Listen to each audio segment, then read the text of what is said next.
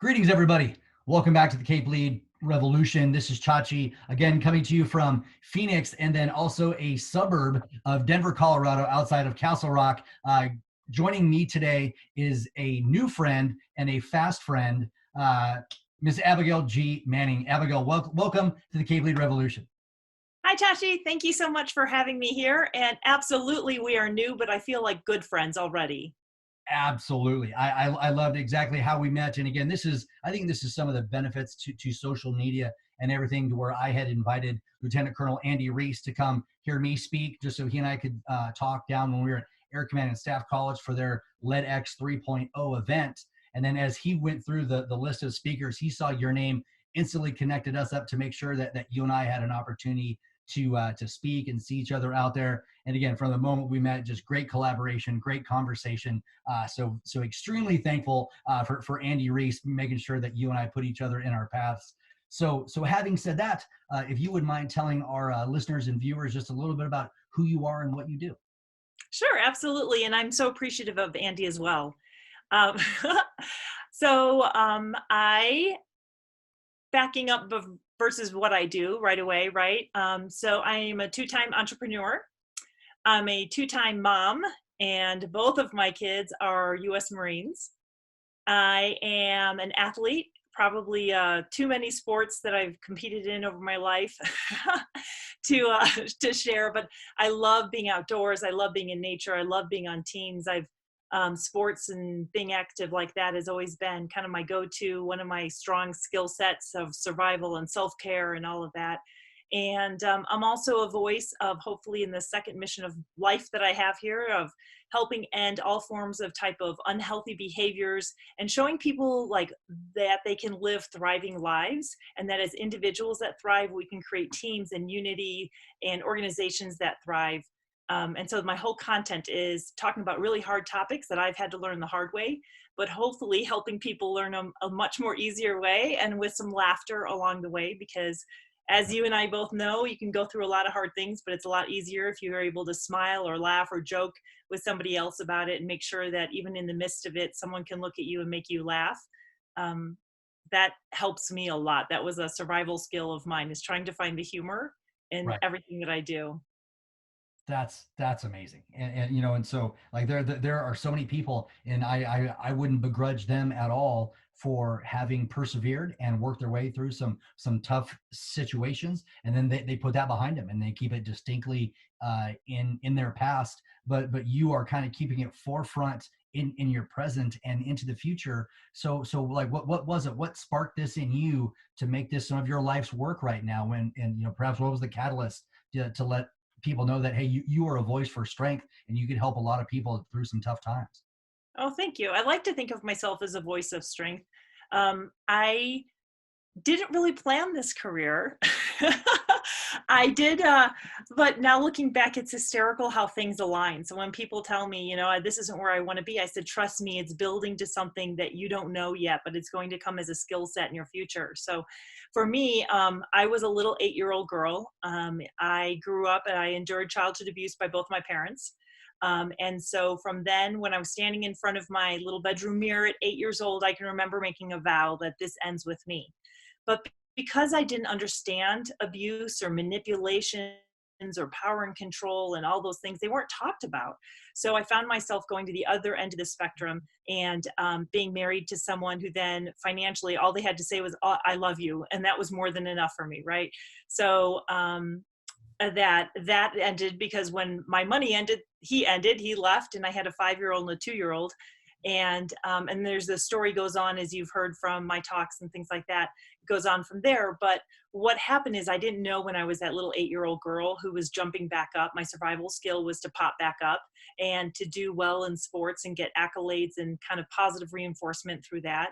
No. I didn't know that that was planting the seed for how I would drastically change how I parented my kids. So I was a solo full-time parent, and you know, it's all about do the right thing and be your best. And so I just, the way I talked to my kids, the way I learned along the way, I started building my own curriculum, and I didn't even realize it way back then. And then, as you know, both my kids are in the military. And once they leave, it's not like college. It's not like they have a job down the street. They don't come back home. And it's awful. Empty nest is awful. And so I knew I needed something bigger than my first company. That was the fuel to help me raise my family and build, run my family and my home and all of that. But the passion and the meaning wasn't there to the level of what I needed for a second mission of an empty home and taking all these life lessons. And so it catapulted from there, and I just started telling one person, and then before you know it, you're giving a speech in front of 300 people. And then for me, it was the Senate Majority Leader of Colorado came running over and said, "You're what we're looking for," and hired me from there. And I just keep building and growing. And now that's what I mean. I didn't really plan it, but I would have thought of much smaller than this. So I'm really glad I didn't limit myself. And I Right. just kind of went with the flow. And I'm delighted. Now I get to know people like you and talk about causes that are near and dear to me. See, and that's what I honestly I adore about you is really the purity of your focus, the authenticity in which you're able to deliver a message and just kind of have some self reflection, and then just in a way of trying to help other people out. So as it comes to this, is now you're on part of this second endeavor. You have found this passionate topic that you want to go forward with. What would you say success looks like for you, either long term or even in the near term, for what you want to do and the message that you want to deliver? Oh, good. So long term, short term, and the message I want to deliver. So for short term, um, it's important to me to be proud of myself because I didn't hear a lot of that, right? And so to own that. So that sounds, I hope it doesn't sound egotistical and vain, because um, I don't consider myself that. And I've never, that's not how I view myself. In fact, I have to work the opposite of working to remove those negative tapes. So success for me is when I can be like, dang, I did really good. Not perfect, not excellent, right? But I'm proud of me, and I'm proud of where I'm going. And that is very successful to me. Like when I can look myself in the mirror and say, good job, well done. That Nice. was, so that's a huge success for me personally. Success for me and that would be a short term and long term thing, right? For me. Long term for helping others would be that the language, what I love doing is taking the language that we're afraid to use, or we're scared to use, or we don't use because it's too hard, like, the really hard word like help. I Okay. need help, changing the language. And that's what I love, is that I created my own language, my own artwork. So a huge success to me is when I see people say, oh yeah, that was my purple thread. And then they smile, or they make a joke out of something, or they high five me. I've been through childhood abuse too. I know, we've got like a superpower versus the shame and the blame, right? Right. Now it's like this, yeah, I see you. Kind of like what you have in the military. When you look at each other, you kind of nod your head and you're like, yeah, I know what you've been through. You know, it's that where people can talk about it. And now instead of putting themselves in the shame and the blame role, they can own it, and they can reach out and help more people and more people and more people. Absolutely. And so much of the stuff that I end up talking about is, as far as in a leadership, but really just a human context, building that shared and common vernacular, to where Yeah. if you and I can agree that these are the words that we're going to use, these are the meanings that we're going to apply to these words, it's so much easier to communicate. So the purple thread is something that absolutely blew me away when I sat through your lecture at Maxwell Air Force Base. Can you get into that for us? Because I think it's something important for everybody to hear. Because I think just the understanding, the visual, the metaphor, everything is so impactful for how we can help ourselves get through this. Oh, thank you. I'm so glad. I'm so glad. And thank you for like listening in and giving me your feedback and everything on that day. That was fantastic. So purple threads is an idea I came up with. So I have to make sense, and I have to make light of things, right? Like, and I have to have it be visual. So purple thread is something, so think of PTs, purple thread. So it's a personal thought that creates your personal triggers that you have to psychologically and physically kind of pull out of you. And the key to all of this is those purple threads typically come from a past trauma. And we all have had some form of trauma. Some are large, some are small, some have had 20 little ones, some have had one huge one. They can be growing up in the foster care, in poverty, having a buddy that died, seeing your mom fight cancer, going through abuse, violence. Um, there's so many different forms of trauma that we have all seen it. And witnessing trauma is really hard on our bodies and minds, as much as people say, well, I just saw it, it didn't happen to me. Well, there is trauma in witnessing trauma, right? Absolutely. So what happens is that if you have these woven in from an early age or later, or one person or 10 people, depends on all these different factors, those are the number of purple threads you have woven inside of you that you think the world can see. Right? On the outside, they can't see it. You look successful. You look confident. You're like a really good looking guy, Chachi, right? Like what could be wrong with his world? And what we realize is that everybody has purple threads inside of them. And it's our job to be self-aware what those are. And then self-ownership is the fun task, of pulling them out. And when you've had as many purple threads woven into you over the course of your life that I had, you really believe them to be true. You really believe these lies and unworthy misstatements of, I am not, I'm not a good person. People don't like me. I'm not smart. I'm not talented. I'm never going to make it in the world. I'm definitely not good looking. Whatever those unworthiness tapes are that each and every single one of us have, if we can help each other say, Chachi, I'm really struggling with this one. Then when you watch me and you see me limiting myself based on that purple thread, that lie, you can help me remove it. Or you can call me out on it. And you can say, Abigail, that's your purple thread, man. You got to take care of it. And I'm like, oh, yeah, that is mine. It's mine to own. And that's that self-ownership part of it. And then when we can do that, I can't be manipulated. If you think like a marionette, you can't be manipulated by somebody else pulling on those purple threads, right? So that's the whole form of manipulations and abuse, is they find your weakness, they find your unworthiness statement, and they just pull and tweak and then rebraid it in, and then they unbraid it. And all I want to do is love you. I really care about you, right? And so you feel relaxed, and then they weave those purple threads and pull on them again. So that's how the cycles of abuse, when people can't understand why they continue. It's kind of an easy way of explaining it. And yeah, I have some artwork on it, but.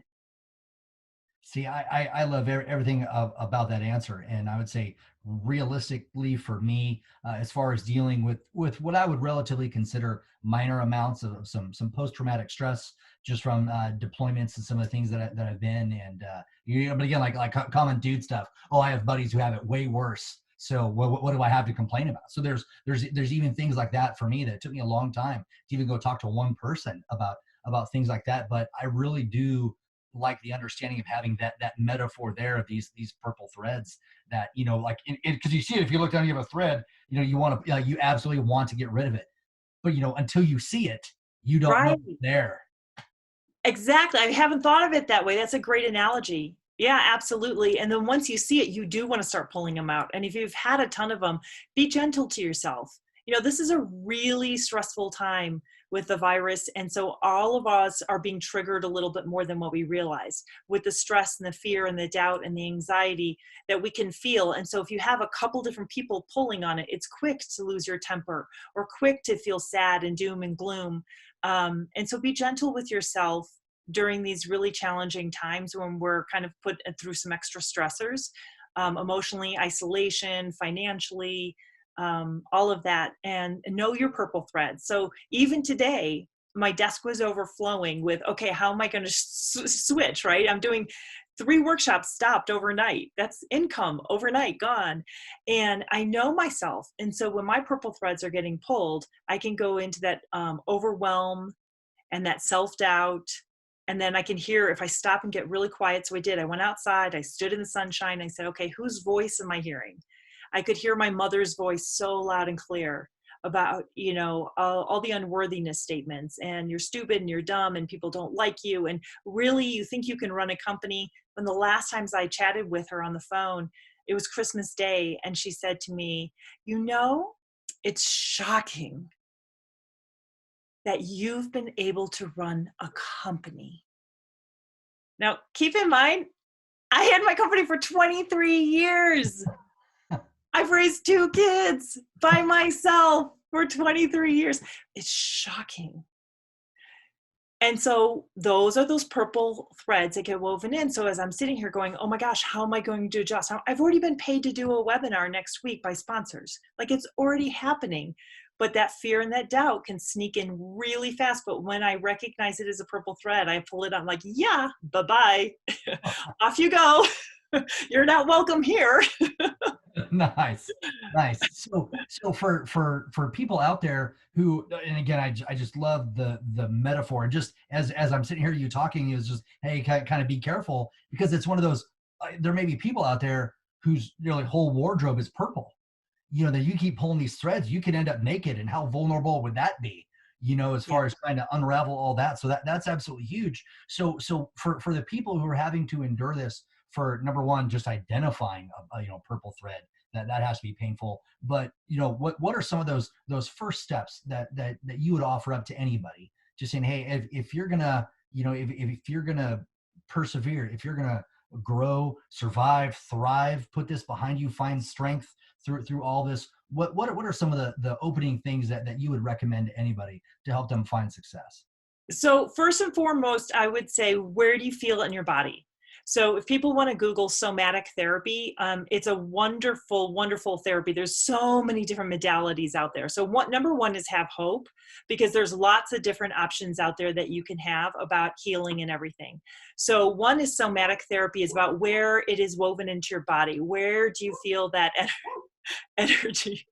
I don't know if you can hear my dog, but as we're working from out of home, so I Yeah, had some. this is absolutely life. The internet will probably glitch out. Dogs will bark. Mailman will There we knock go. on the door. I'm We like, got this. I'm like looking around because my friend came over to get the dog, so it wouldn't bark. And of course, my dog is now being all protective and like, I'm like, okay, well, that counter, that didn't work as well as I thought.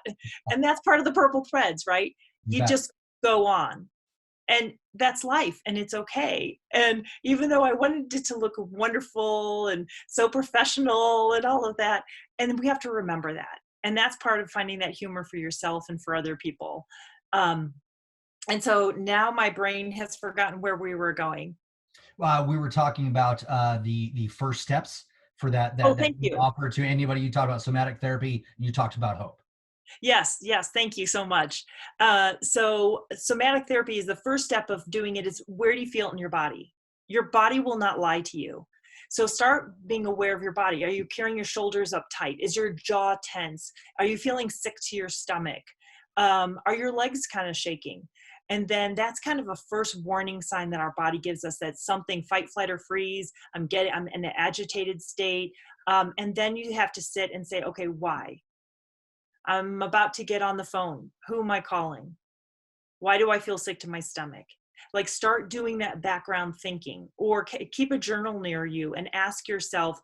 So many times people use the word should. I should have known better. Okay, write that down, right? And then say, why should I have known better? I did everything I possibly could have. I educated myself in every way. What, am I supposed to be an expert in everything? No. Give yourself grace and space. And then start writing those things down that you see, and you'll start seeing a pattern. We're all really smart. We'll see a pattern. And then you can ask other people who are close to you, what do you see? My kids are quick to say, you get overwhelmed, and I know some people get angry, and some people, okay, well, those are just warning signs. It's okay. There's no right or wrong. I mean, it's kind of almost like two extremes. Some people will overachieve and some people will underachieve. Some people will be afraid of success. Some people will be afraid of failure.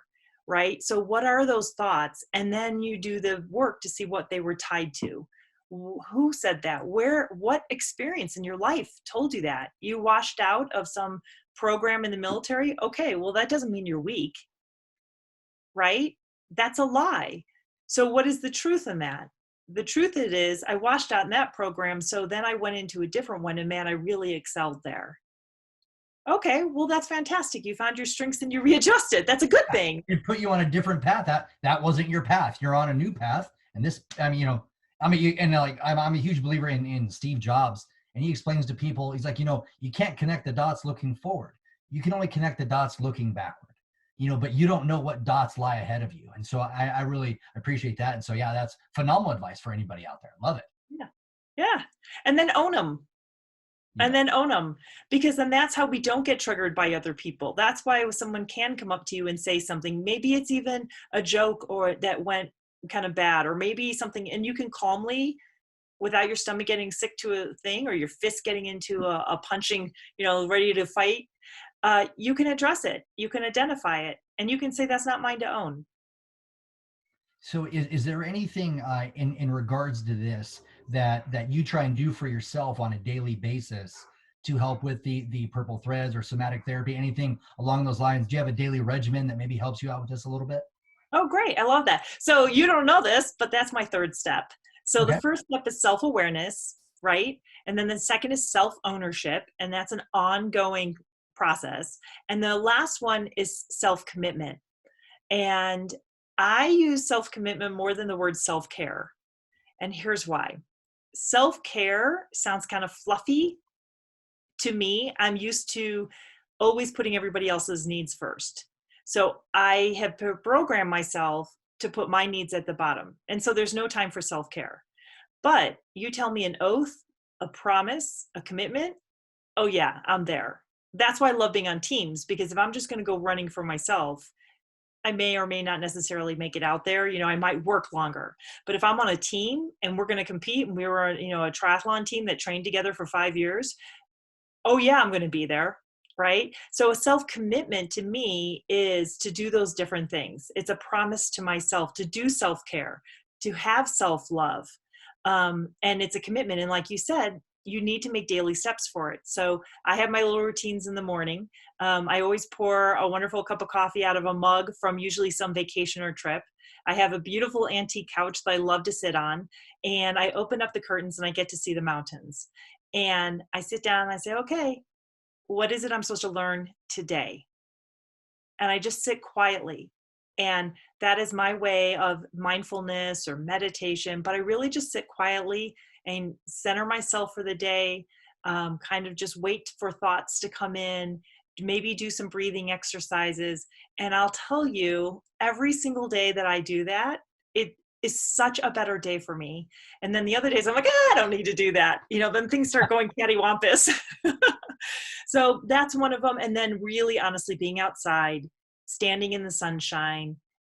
I love trail running. So my self-care a lot of times is grab my dog and we'll go trail running. And that at sunset especially is like one of my absolute favorite times to go. So those are some of my self-care things that I do. How about you? So very interesting.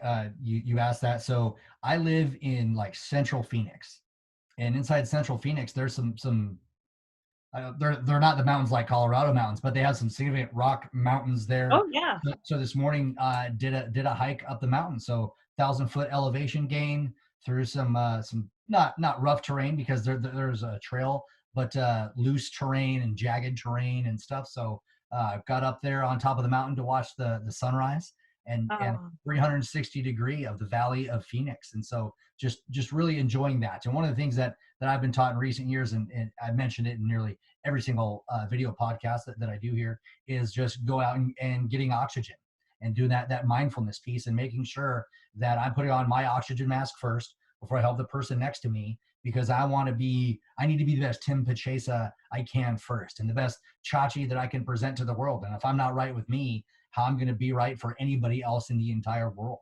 And so for me, it's going on those hikes, it's playing with my kids, it's cooking for them at night, being on the grill, enjoying our pool in the backyard, and just the last 2 years of my career I spent away from my family, and hmm. so being back with them, I'm just still loving every single second of it and not taking any of it for granted. It's really amazing.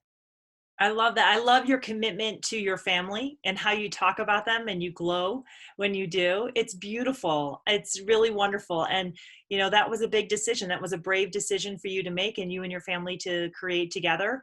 And I admire that. And so a lot of people, when you were talking earlier about success, each of us have to define what success. So I grew up with a father who was raised very, very poor, who made a ton of money and died very wealthy, and there was no funeral, there was no service, there were no friends, there was nothing.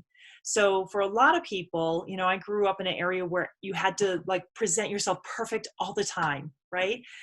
that wasn't success to me. Like, I feel very at home here in Colorado because it's very natural. Like, success can be so many different definitions and so many different things, and it's not the car necessarily that you drive. It's not, like, you have this great stellar career, amazing career ahead of you, and you're like, I did it, that was my success, and now my success looks like this. And that's another thing we can do, is pivot and change. So in this a virus situation, we can pivot and change. Can be honestly a great opportunity. If you look at it as a tragedy, like, I don't look at myself as a victim, and I don't look at myself as a survivor. I just don't define myself that way. Have I been through those circumstances? Yeah, absolutely. No question about it. Right.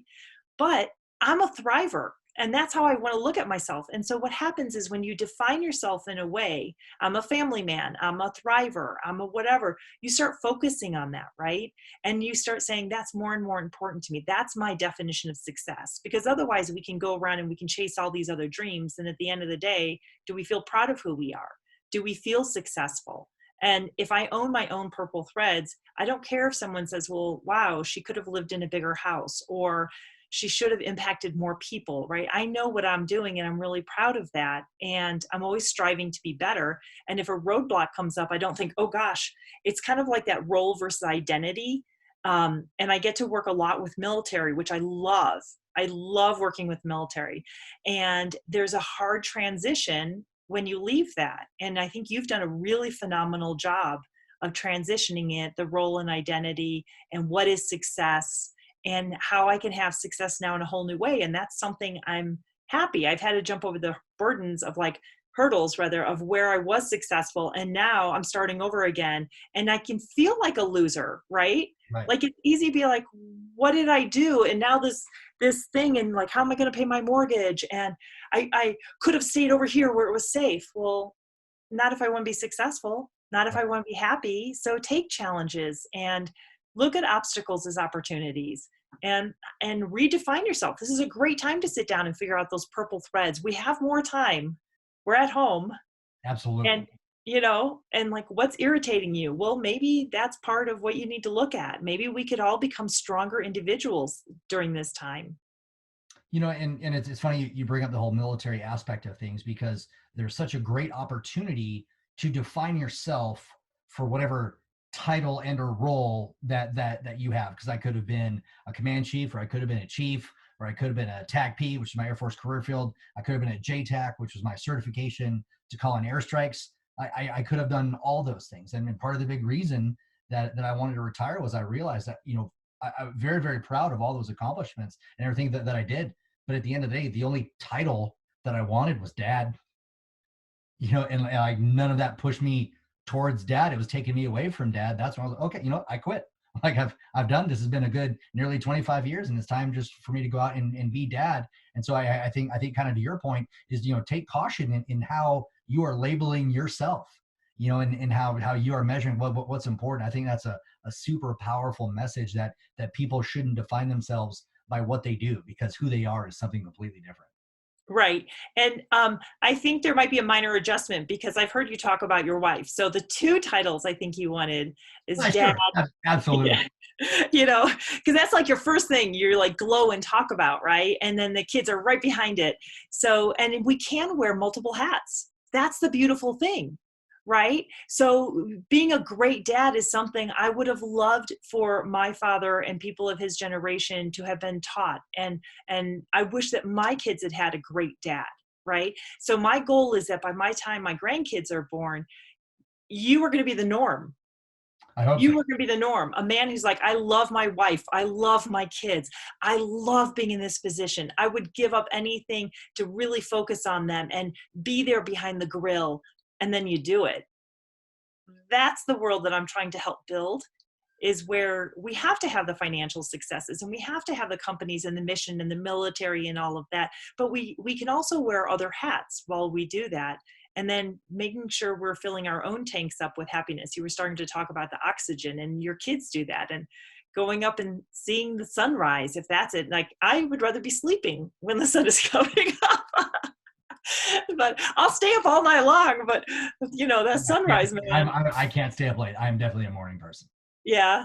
Yeah, Yeah. 100%. So I'll tell you what. Well, with that, we will take it to our first break. So everybody, stay tuned, stay in place, and we will back here after this quick break with Abigail G. Manning. We'll be right back.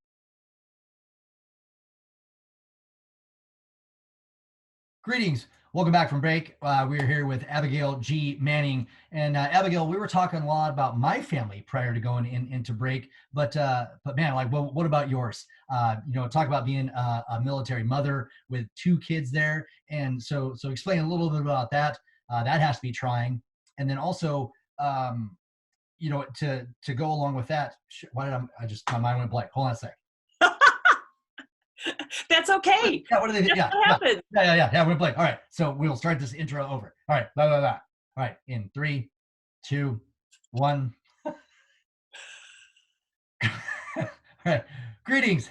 Welcome back to the Cape Lead Revolution. We are back from break here with Abigail G. Manning. And Abigail, before we went on break, we were talking a lot about my family and my oxygen and what kind of pushes me to find success and be a better human being. And you've already mentioned your kids, both Marines. I can only imagine how trying that is. But what do you think of their military service? And also, what do your children think of this new path that you have put yourself on? Oh, thank you. Thank you.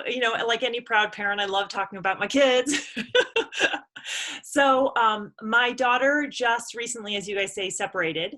And so I'm so proud of her. She was HMX-1. So for those that don't know, that's the presidential helicopter with Marine One. So she was part of that security squadron and everything. So I love the stories that have grown from her going into the Marines and why she chose the Marines and everything like that and everything she got out of it. It was the world's best experience for her from my perspective as a mom. Now, I fought it tooth and nail. As a mom, I wanted her to go to like librarian school, right? Like become a librarian. Don't like, and she fought me. I mean, like I bribed her with a truck and a horse. Like and that was the only thing. One night she was like, "You okay, mom?" And the next day she's like, "Nope, I'm going in." And it really gave her everything she needed. It ripped out every purple thread. Boot camp will do that to you, I guess, and really remove those purple threads. And she became this person that's always been inside of her. And when she excelled with them, it was absolutely wonderful. And because of her, I've been able to go to Camp David, and I was in the Oval Office, and I got all these incredible insights and experiences behind the scenes. And so it's been a huge, huge benefit for her, and launched her into a new career with a big government undisclosed name agency um, and everything. So it's been really wonderful to watch her progression in such a short amount of time. And for my son, it was fantastic too. My son is current active duty. His deployment just got canceled because of the virus and everything. But I've watched the same amount of growth and incredible confidence in him. And so I have great pride that both my kids chose to protect and honor and serve our country and our fellow citizens. So that's been really fun for me to see how a mature and adult and like talk about self-aware and self-ownership and everything. Like it's been a really fun delight to watch. And yeah, they're really proud. They're proud of their mom. And they also remind me, they also put me in my place. Keep you humble. Right? Yeah. So, and they make me laugh when I need to laugh. They give me hope when I need to hope. And the other day when all of this hit and my instant income and projected income just completely canceled, fear and doubt and stress sneak in. They sneak into all of us very quickly. And it's just a matter of when you've been in PTS, I call it the pit. And so the goal is that when you see yourself in the pit or falling in the pit, one, how deep is it now? And two, how quickly do you get back out of it? Right? So now I saw myself kind of sliding towards the edge of the pit, kind of grabbing onto the edge. And so I did my self-care. I called people, I reached out to people. My son has an incredible knack for making me laugh at the moment. So I assumed he was going to, tell me one of my things like, "Mom, don't cry. You're really ugly when you cry." Like, that always makes me laugh because he means it too. And he came up with this thing, and I said, "Riley, Where did that come from? He goes, Mom, that's what you taught me. So he was really, really dyslexic. And he said, Mom, I don't believe in you. He's like, anybody could believe in you. I know in you. When I was dyslexic and I couldn't read for my second grade, like a kindergartner can read, you didn't say, I believe you're going to read, kiddo. You said, I know you can read. I know you are brilliant. I know we haven't figured out how to get that to happen in a line yet, but I know it. Just like I know we're going to get through this crisis. I know that we're going to get through these stresses. I know it. And how long are we going to stay in the pit, or how much are we going to try to bounce back out and do proactive things for our self-care and for the care of those around us? And so my kids are really proud. They're definitely cheering me on. They're like, keep going, Mom, keep going. I'm like, okay, I'm taking my marching orders from them. So it's fun to kind of see the roles being reversed a little bit. That's awesome. Like that is really, really awesome. And I'm just glad that this has become a family affair, and that, not only are you doing what you love, but it's paid off dividends for your kids. And now those dividends for your children are paying dividends for you. And that's absolutely huge. And again, I think moving on to the next kind of topic, being a little bit remiss if we didn't talk about the virus, going on right now with COVID-19 and everything, and the uncertainty and the fear and everything else. And I know so close to you, being on the outskirts of Castle Rock, which is, for lack of a better term, halfway between Colorado Springs and Denver. But down in Colorado Springs, United States Air Force Academy, Thursday and Friday, it looks like they had 2 apparent suicides. And so that just, number one, breaks my heart, and number two, scares me a whole lot for these uncertain times and all the different stress that people may be experiencing, not knowing how to go through. So what are some of the things that maybe you have learned that you can help us out with to cope with what could be a bad epidemic of just suicide, and not even talking about the virus possibly? Right. The death count from that. Absolutely. So one, and we kind of started the conversation this way, Chachi, is like, have grace and space for yourself, right? So this is a stressful time. This is a harder time. There are some legitimate fears out there, right? And so just acknowledging them, like those purple threads, and saying, okay, I'm not crazy. I'm not being like crying one minute and like totally feeling like this is great, and then the next moment the world's gonna end. Like, it's okay. Just take some big breaths, do some of those self-care, watch the sunrise or sunset, do your exercise, do whatever, reach out to people, stay connected, and make sure you're doing positive steps to protect yourself, and recognizing those stress and fears. Because here's what happens. It's called the adverse spiral. And it starts off with little things like stress, fear, self-doubt, unworthiness, things that are pretty small, and so we don't act on them. We kind of blow them off. We ignore them. But what happens is it's a slippery slope. So then that slides to depression. And when you don't like feeling depressed, you go to addictions, or you want to numb out. So you do an addiction either to feel up or to numb it down, to stop feeling so much. And then when you're in addictions, and addictions to me is when something has more control over you than you have over it. So during this time, I've heard a lot of people panic. They closed the liquor stores here in Colorado for 3 hours in Denver, and people panicked. They left work. The lines were out, and then they reinstated it. Fine, I guess we need our alcohol. So like, be aware of that. If you're starting to drink every single night, ask yourself, okay, the next 3 nights I'm not going to drink. Like, prove that you don't have an addiction to yourself. And then what happens if you have the addictions? It can slide to cycles of abuse and PTS, and then ultimately at the bottom is thoughts of suicide. And the farther down the spiral that you go, the more shame, blame, judgment, and isolation. Those are the commonalities in all of those, where people start sinking lower and lower. And when you start doing that, you not only feel like think other people are thinking that about you, but worse, you feel that way about yourself. Right? So even though we're isolated, that's really hard for a lot of us. And so the isolation, you can start saying, what's wrong with me? Why am I struggling so much? All those shame and blame, like I should be doing better, right? I'm not in the epicenter of it. I am not, that type of thing. And if you are, oh my gosh, of course you're feeling these things. Of course you're stressed out. That's to be expected. And that's one of the biggest things I tell people, like, it's to be expected. You've been to war. It's to be expected that you have some outcomes. And that's okay. Now that we can identify them, let's address them and move on, right? Let's give you the skills. Let's give you the abilities. Like, there's so many different modalities out there. that we can use. So if you go to the VA, for example, in the military, and the pills don't work, because that's kind of the first line of attack, right? Like, yeah, throw some pills at them. So just keep in mind, there's all these different options. So I think for me, the hope of all of this to get out of the adverse spiral is twofold. One is unity. We need each other. And I'm actually kind of hoping that this crisis will help each other see how much we really, truly need each other and how much we're counting on each other. So I talk about always building 3 bridges. And you need 3 contact people that you can go to at any given time, because one person might be having enough crisis of their own. One you might feel like I go to all the time, I don't want to bother them again.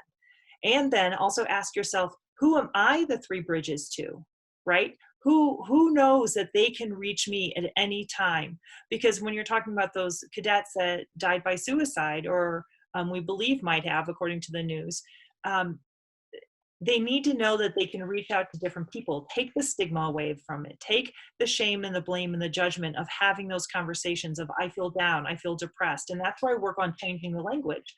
You can just say, hey, I don't feel like me. I'm having a hard time getting out of bed. You bet.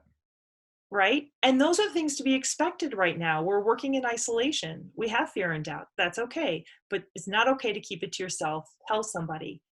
And then work on a plan. Have a strategy. Have a vision. Know that you're going to take that hike. Know you're going to sit on the couch with your coffee. Have a plan, and then tell somebody, because that last step is self-commitment, right? Write it down. Check it off the list every single day, or tell somebody else so that you can be held accountable and they can hold you accountable too.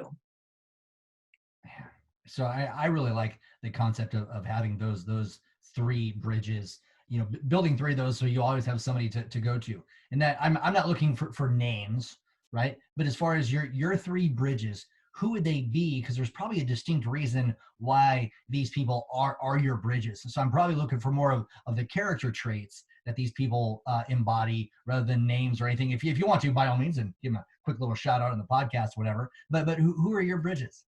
Oh, I love it. Bridges are people that I trust. And I've always been saying, like, you build bridges before you need them, right? So in a crisis, all of a sudden, everybody can need who you are. But who are you fostering during the good times? Not just the times where you need somebody, but who are you building and developing and reinforcing as a strong structural bridge that you can count on all the time, right? Who are you spending time with? Who are you connecting with? Who are you reaching out to? Who are you following up with? Right? So those are the strong bridges. So I've done that over my life. And so for me, we've talked about my kids. My kids are one of my bridges and I'm one of theirs. That's what a family does, in my opinion. And you have those conversations. You ask people point blank questions. You know them so well, you can tell without even seeing their face. Like, I can tell over the phone how long the pause is. And I'm like, you can tell me anything. And then, and wait. And set a tone of kindness, set a tone of respect, set the tone of, I truly do care. And so I need a couple different bridges. I need someone who can just make me laugh, right? Like, Sure. okay, I know I'm struggling. I know I'm having a hard time. Could you just, like, what jokes do you have? What video can you send me? And I've done this, and they're like, okay, let's get on YouTube. Oh, Google this one. And then before you know it, we're laughing, because that's all I really needed. I just needed to get through that moment. So laughter is one. Someone I really admire for advice. They could be kind of stodgy. They can be not funny, but I really trust their judgment. I really respect their insights. I know they're good at putting pieces together, and going to that person. I need someone who's optimistic, who's hopeful, who's not Pollyann, but okay, what else have you tried? Here are some other options. So in this time of financial struggle, I had a friend who did that. It was like, okay, a lot of mortgage companies are doing a 90-day hold. Okay, you could get a small business loan to cover the thing. Okay, I know you don't want to do this, but there are things called credit cards. And most people have credit card debt, and they help brainstorm all these different options of, depending on if it goes X number of days or X number of months, here's a battle plan. And I was like, okay, you know what? You're right. You're right. You're absolutely right. So that was my financial friend who's really smart at brainstorming about that. So maybe look at what your weaknesses are and look for strength in that. Look for someone who's strong in that you respect. But I think the key is finding people that you respect and you trust. They care about you. They have your best interest at heart. So, and just writing down trust, laugh, advice, optimism. If I'm going to build one of my perfect confidants, right, they would absolutely personify and embody all four of those concepts. And it's funny, as you're going through this, I go back to my CAPE concept, and I talk about this is, if we want to have these conversations, is number one, figure out what you care about. Number two, figure out how well you're aligned to meet and achieve what you care about. Number three, seek outside perspective. Talk to somebody else. So this methodology forces you to go outside of your internal understanding and talk to other people. And then lastly, end it with a solid expectation, not an assumption, not an anticipation, but a true expectation for how you understand this situation is either going to resolve itself, or how it's going to play out, or at a bare minimum, there's value added to understanding that you don't have an expectation, to where maybe it is that anticipation, or at very worst an assumption. So the fact that you are intuitively having these conversations with your people, like, warms my heart to a level I can't even begin to imagine. So thank you for doing that just instinctively. Well, thank you, because I've never been asked that question before, and that was a really great exercise. Okay, what is it? What? And that was very good detail. Like, have people walk away with, okay, action steps they can take. So no wonder I consider you such a good friend. I feel like we're kindred spirits. Like the Absolutely. CAPE, I love that. I love all of those steps, and I love that the expectations at the end sounded like, to me, is like next steps. You bet. What are we, and that's that accountability buddy that I would talk about, right? Like, what are the expectations? Where are you going? What timeline? When are you going to have that done by? What would that look like? Get to the nitty gritty specifics. And I think that's what we miss sometimes in the details of each other's lives, is get down to the nitty gritty details. Get down to, is that important to you? Is grilling important to you in the backyard? Like, okay, well then how many times this week are you doing it? Oh, well, I haven't this week. Oh, no. How What many gets times? measured gets done. Make Yes. sure you're doing it. Yes, because then otherwise time goes by and then we forget, or it slides by, or we think we're, yeah, I grilled with my family, for example, just using that as an example, right? If we can get to the details of it. And you've always talked about teaching our kids how to grill. Have you done that yet? You were going to make a family secret sauce, right, for your famous ribs. Have you done that yet? And then people go, oh, that person cares about me. They're following up. They really know me. They know what's important to me, specifically to me. And then when you don't make that secret family barbecue sauce, I maybe could say, hey, Chachi, I know you got a purple thread about you're not a good cook. People told you that. But you know what? That's how you become a good cook. You just make a bunch of different recipes. You might throw out 90% of them, but, and then you're like, I feel seen. There's a, obviously had plenty of time, and I'm trying to work to get back in shape. So I've been watching a lot of the CrossFit movies and videos that they've put out, and Matt Fraser, the reigning champion, 4-time champion, he has a phenomenal quote, because they're talking about this workout came in and this is really right in his competition's wheelhouse. And he's like, yeah, he goes this is not in my wheelhouse. He goes, but I work every single day to not have a wheelhouse. And so really trying to perfect all those different things. And so I think, if we have the presence of mind to do so, I think we can take all these weaknesses as they're not weaknesses, they're just challenges to be awesome, and then move forward accordingly. And that's what I think I'm hearing from you. Well, yes, but that's what you just said. And that's what, it's a universal theme, right? And that's Exactly. what's so great. And that's why we can connect so well with one another. And I've watched on Netflix him and his story and how amazing he is. And I love that. It's the same. That's why we're all kind of wanting the same thing. And so find a language that works for you. Right? So if a language doesn't work for you, like, hey, I feel depressed or I feel weak, and that language doesn't work for me either, then it's not my wheelhouse, or I'm building that skill set or something. And so I love that. And by the way, you are already, I'm sure you're in fabulous shape, but to get in shape, you don't watch people working out, Chachi. Yeah, it's fair. Fair.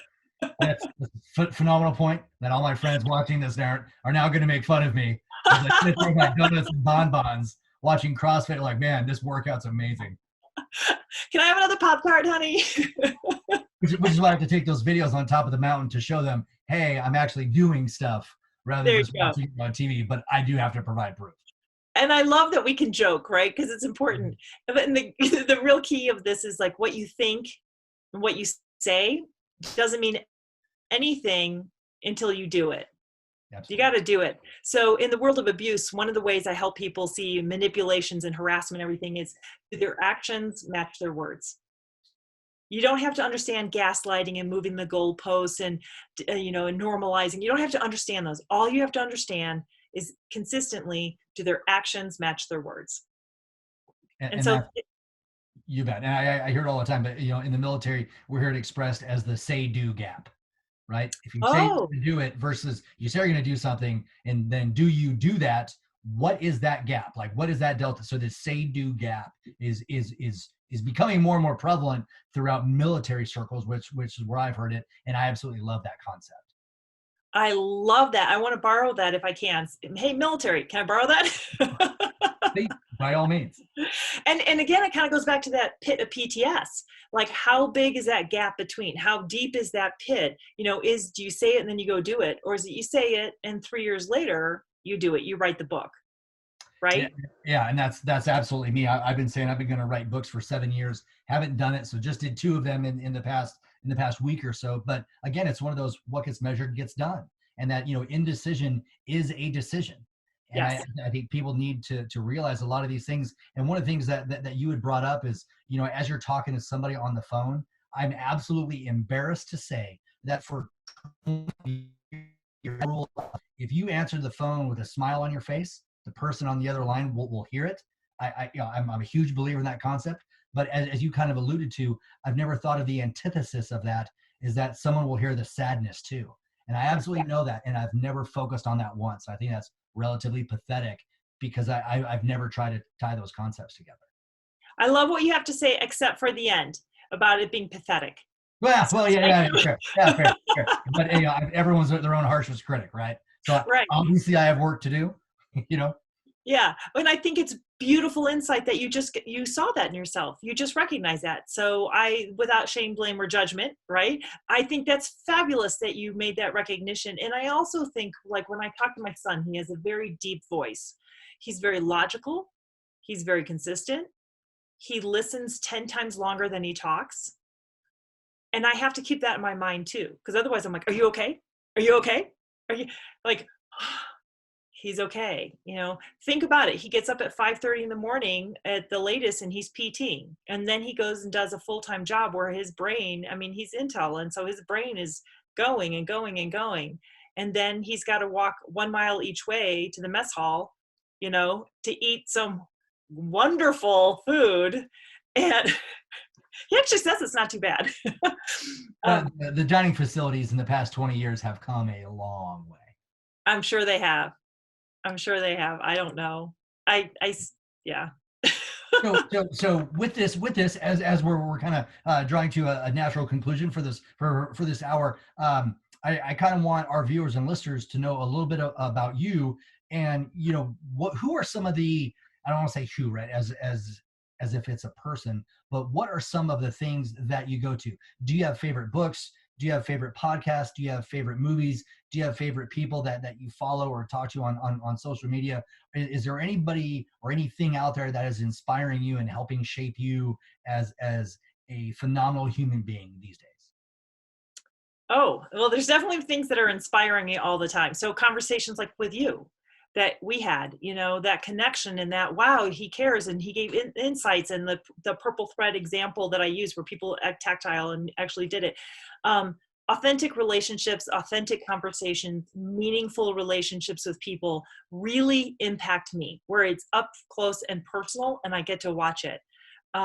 We have an elderly guy in the neighborhood that a couple of us check in on, and I really love that heart, right? It's up close and it's personal. From a distance, there's so many great people who've written books and things like that. Brene Brown is one of them. Simon Sinek is another one of them. But there's also obscure ones that are out there that I love. You know, The Four Agreements, which is an oldie but goodie. His son wrote a sequel to it that I just finished, and I can't think of the name of it. Like, I can't remember what the name is. I just finished it, and I'm one of those people. I write in it, I highlight it, I dog ear it, you know, all that kind of stuff. So people of inspiration, people of hope, people that are able to stand on the edge and speak their truth. There's so many that if someone wants to contact you or follow up and contact me, I'm happy to prepare a list, because I haven't done that. And that would be a really good exercise. Awesome. So I will definitely be in touch. I'm kind of compiling some of that stuff for, again, like an online talk that I'm giving on Friday, just to give people, hey, here's some quick little things that you can do simply on a daily basis to make you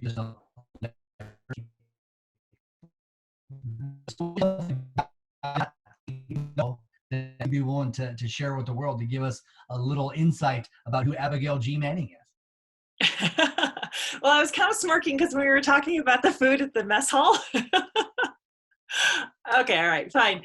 The reason why the food at a Marine mess hall, or whatever it's really called, is not so bad is because of how I raise my kids and how I don't cook, and I'm awful. I'm awful at it. I am so bad. So both of my kids are like, Mom, the food is good. And one of the stories that I remember they came back with was I was trying really hard because I can't stand cooking meat. And, you know, I was busy. I was running a full-time company. I was raising 2 kids. I was at every single one of their events. I was helping with tutoring. I was, you know, cleaning a house. I was busy. And I grew up with the kitchen being an unsafe place to be, and an unfun place to be, and a physically and emotionally unhealthy place to be. So you didn't hang out in the kitchen.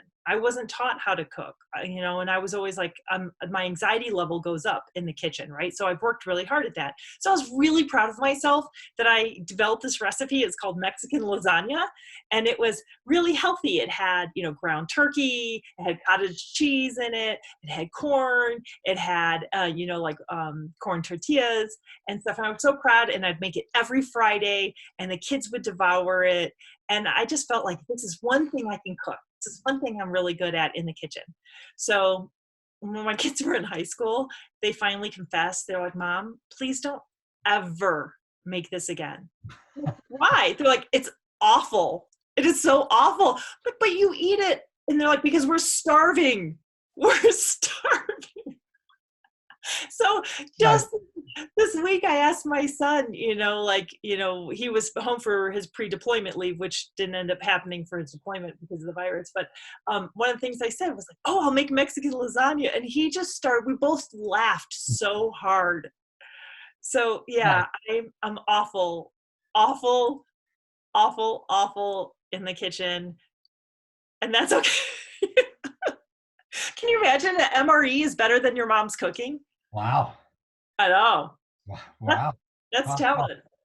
So how about this? So we'll end the question on a positive note, is that this is always, I learned this during an executive transition class that they give members when they're leaving the military, and went to this outplacement program. And the lady there had a phenomenal question to ask everybody how well they were prepared to go into civilian life and everything. And she asked, what would you do in life if money were no object and you knew you could not fail?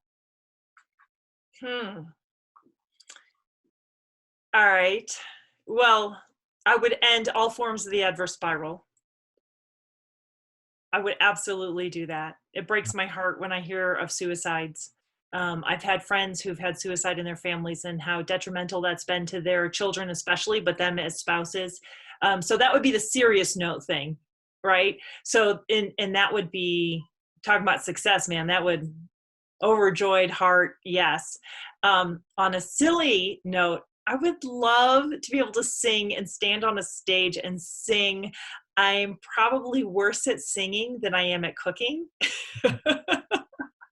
So for other people, they're like, really? That's what you'd want to do? I'm like, yeah, because it seems so out of my ability at this current moment in time. Not that I can't take singing lessons someday, but I think on a silly, joyful note, like if I knew I could not fail, I would love to stand, as hokey as it sounds, because I am kind of sappy, and stand in front of a huge stadium and sing the national anthem.